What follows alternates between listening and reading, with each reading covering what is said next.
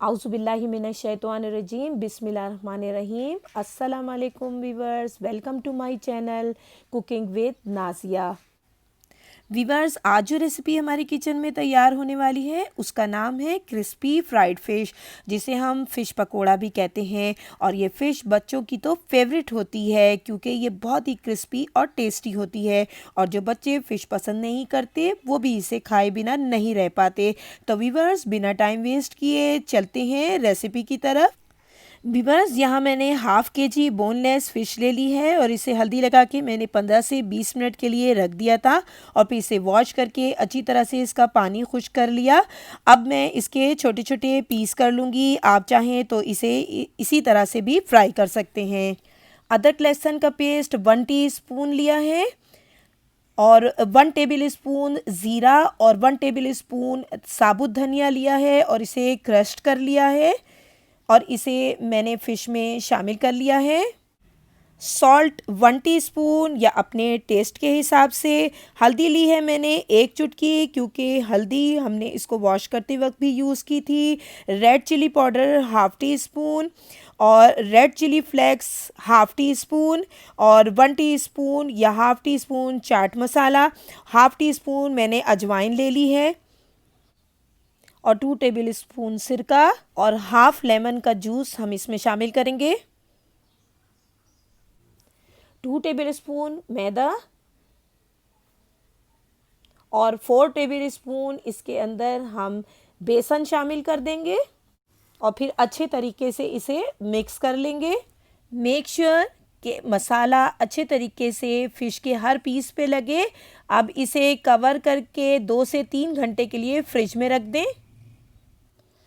Viewers, fish को रखे हुए 2 से 3 घंटे हो चुके हैं। ऑयल को हमने मीडियम हीट पे गरम कर लिया है और हम इस बात का बहुत ज़्यादा ख्याल रखेंगे कि ऑयल जो है वो ज़्यादा गरम ना हो, वरना तमाम पीसेस के जल जाने का ख़तरा है। हम 1 बाय 1 तमाम पीसेस जो हैं वो ऑयल में शामिल कर देंगे और जब हमें एक साइड से ये फ़ील होगा कि कलर एक तरफ आ गया है तो हम इसको मूव करेंगे स्पून से और फिर हम इसको फ्लिप करेंगे।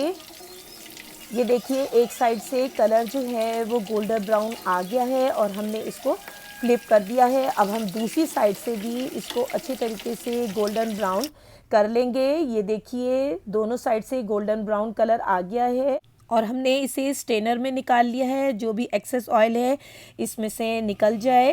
वीवर्स, हम इसे किसी भी टिश्यू पेपर पर या भी किसी भी कागज़ पर नहीं निकालेंगे, बल्कि हम इसे किसी छलने में निकालेंगे ताकि ये क्रिस्पी रहे और आप देखेंगे कि ये आखिर वक्त तक बहुत क्रिस्पी रहेंगी और यही इसका राज है।